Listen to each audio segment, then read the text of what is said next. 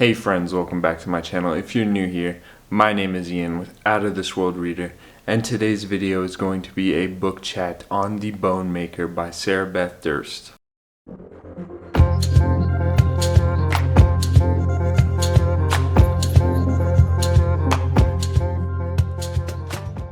This comes from an author that I've heard quite a bit about. Her other series, The Queens of Renthia, I've heard is very good, and that's one I really want to get to in the future. But I got this one in a book box, and once I kind of read the synopsis and figured out what was going on, I really wanted to dive in.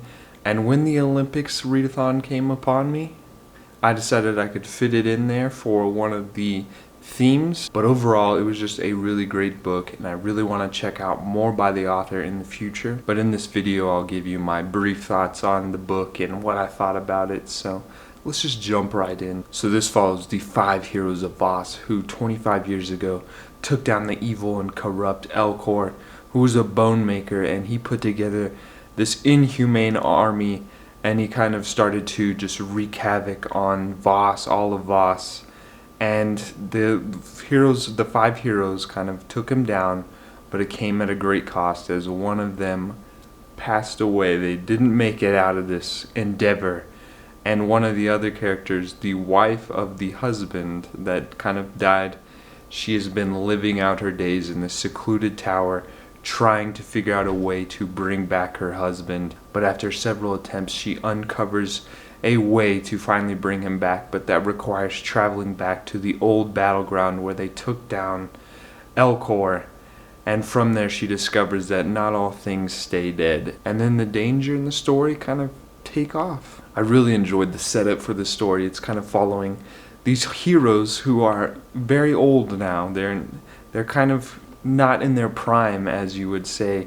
And several times throughout the story, they're always joking about it, like kind of saying, "Oh, I'm gonna feel that tomorrow." So I really enjoyed just kind of this story following this group of characters who aren't kind of like all big and strong like they used to be. They're just barely getting by, some of them. And they gotta come together to save the day, save Voss again. You mostly follow Krea's perspective. She is the kind of wife of the husband and basically the commander of all of the heroes of the heroes of Voss. But you also get some like different perspectives of the other heroes throughout the story, kind of spread out. But mostly you're following Krea's perspective. But I just enjoyed all of the characters. You really kind of form bonds with them throughout their journey in the story, kind of learning more about them. One of the characters, Zara, she was probably my favorite out of all of the kind of heroes. She reminded me of Helen from Thor Ragnarok. I absolutely loved that movie, and I think Helen is probably one of my favorite kind of villains. But I really enjoyed kind of making that connection a little bit. But all of them are so great, and there's just that banter between kind of like a group, similar to those other stories, you know, like they're always kind of picking fun of each other, so I always enjoy that as well. The magic system is really kind of unique as well. I haven't really experienced much with kind of bone magic. That's essentially what's in this book, hence from the title, kind of the Bone Maker. But essentially there's kind of several different types of bone magicians, if you want to call them that. But there's like the bone wizards, bone makers, bone readers, and they all kind of play a different role in Voss. And the magic system essentially it plays a giant role in the world. Like the bone makers, kind of what Krea is, she can make kind of different contraptions, and like they have like cable cars made out of like a mix of bones and metals, and she's kind of got these little contraptions. And Elcor kind of with his inhuman army, they're kind of like half human, like with bones, and then half metal. So it's just like very unique, and it plays a huge role in the world. There's I can't remember what the kind of term for it is, but Zara, she's kind of like the talisman creator of the group. And the talismans kind of give you different powers based on the different bones that they kind of use, the animal bones and human bones. But each one has a different ability to kind of give you strength or speed, flight. And it was just very unique, and I really enjoyed it. The world also was very cool in my opinion.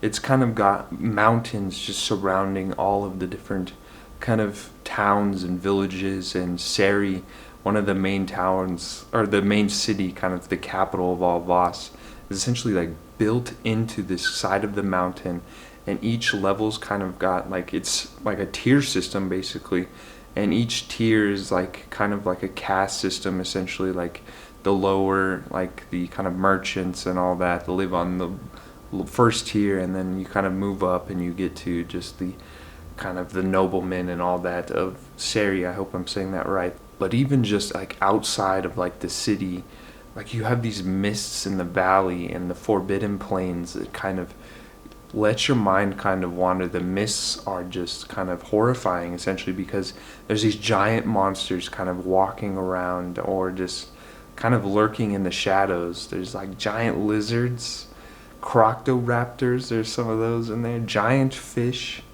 jaguars that kind of will control your mind. Like it's got it all in these hidden mists. But I was just a big fan of the world, and it has some good world building aspects to it. It really expands on it in the beginning, and then mostly towards the end it kind of just focuses on Sari. But going back to kind of how the bone magic plays a role in this world, it's almost like a little bit of steampunk elements into it, with like the contraptions and the cable cars.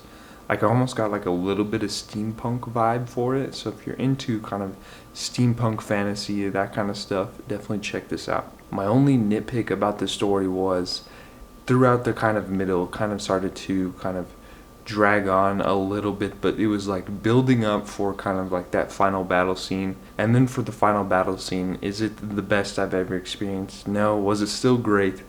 It was, and I really enjoyed it, even though it kind of wasn't what I was expecting from this giant build-up that it was. But that was kind of like my only nitpick about the story. But those are just my brief thoughts on this new release. I really hope you check it out sometime soon.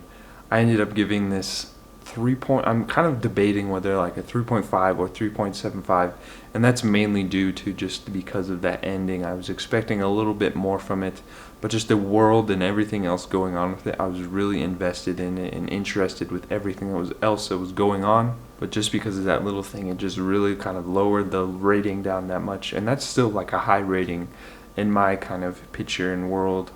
So definitely check it out if this interests you. But that's all I got for you today. I really hope you enjoyed this video. Please let me know if you've read any of other of Sarah Beth Durst's works. I really would like to go from there, and I saw she's got some other standalones. This one also, I forgot to mention, is a standalone, so you don't have to worry about anything else. Please consider liking and subscribing so you never miss out on another adventure. And I'll leave you with a message from Ellie, who said, "Adventure is out there." So I'll catch you next time. Bye.